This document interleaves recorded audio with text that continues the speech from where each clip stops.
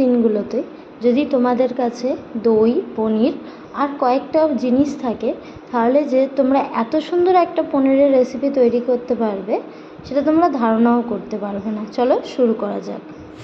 এখানে প্রথমে আমি শুকনো লঙ্কা, তেজপাতা আর গোটা গরম মশলা, কাজু বাদাম 3টে আর এখানে মগজ বাদাম অল্প করে নিয়েছি।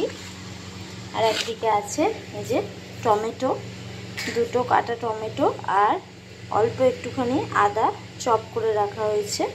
আমি আমুলের পনির নিয়ে নিয়েছি আর এর সাথে অল্প একটু দই নিয়েছি, মিষ্টি দই। আর এবারে একটুখানি নুন দিয়ে দেবো, অল্প একটু নুন দেবো।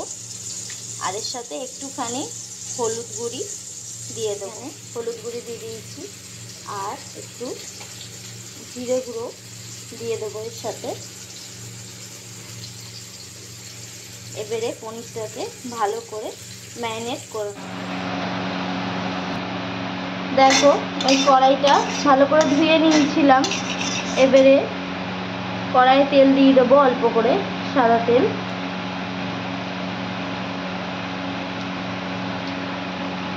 অল্প করে সাদা তেল দিয়ে দিলাম। এই যে পনিরটা ম্যারিনেট করে আমি রেখে দিয়েছিলাম প্রায় আধ ঘন্টা মতো। এবারে ম্যারিনেট করা পনিরটাকে আমি এই কড়াইটা তেলটা গরম হলেই দিয়ে দেবো। তেলটা গরম হয়ে গেছে, একটা একটা করে পনির দিয়ে দেবো।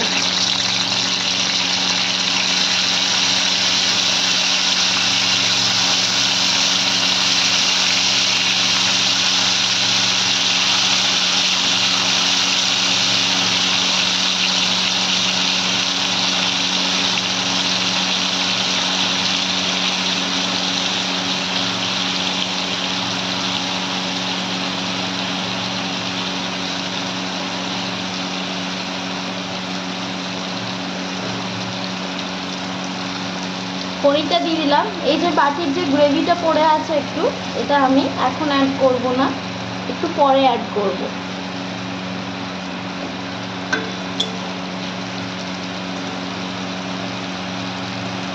এবার পনিরটা এক পিঠটা ভাজা হওয়ার পর আমি উল্টে দেবো। দেখো হালকা ভাজা হবে, এক পিঠটা মনে হচ্ছে ভাজা হয়ে গেছে। এবারে আমি উল্টে নেবো। অলরেডি কালার চলে এসছে পনিরে, এরকমভাবে আমি সবগুলোকে উল্টে নেব।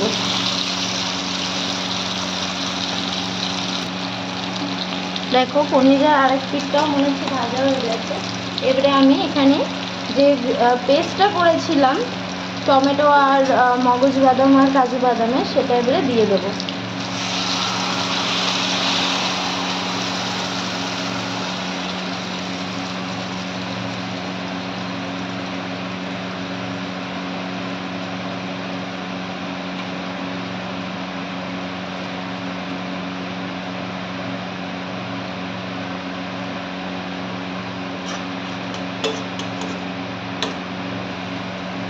এবারে এটাকে ভালো করে একটু নেড়ে নেবো গ্রেভিটাকে।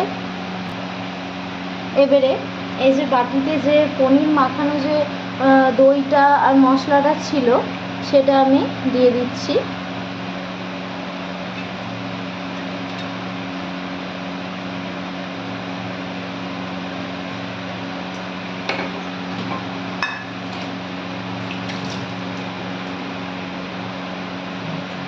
আর এখানে আমি চিনি অ্যাড করে নেব।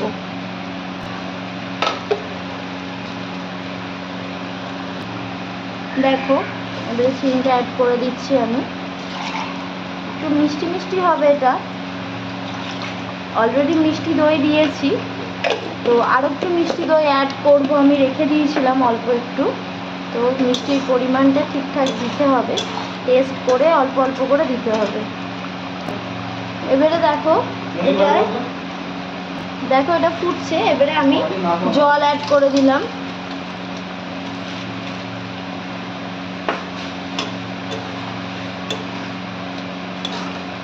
এখনো পর্যন্ত আমি এটাতে নুন দিইনি, পনিরটায় নুন ম্যারিনেট করার সময় নুন দিয়েছিলাম, বাট আদারওয়াইজ আমি নুন দিইনি গ্রেভিটায়। তো এবারে আমি এটাতে নুন অ্যাড করব। এবারে আমি নুনটা অ্যাড করে দিচ্ছি অল্প করে।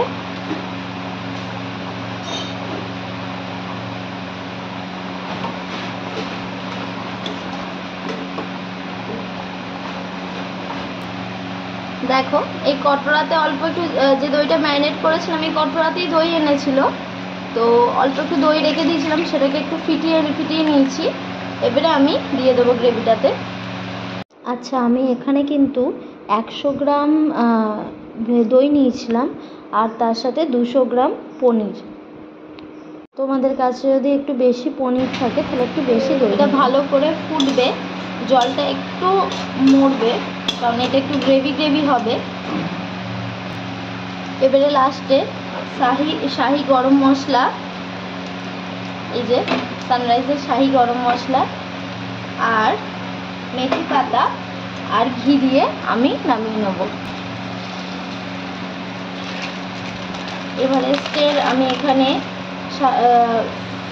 মেথি পাতা ইউজ করেছি, অল্প করে মেথি পাতা, আর লাস্টে অল্প একটুখানি ঘি দিয়ে আমি নামিয়ে নেব।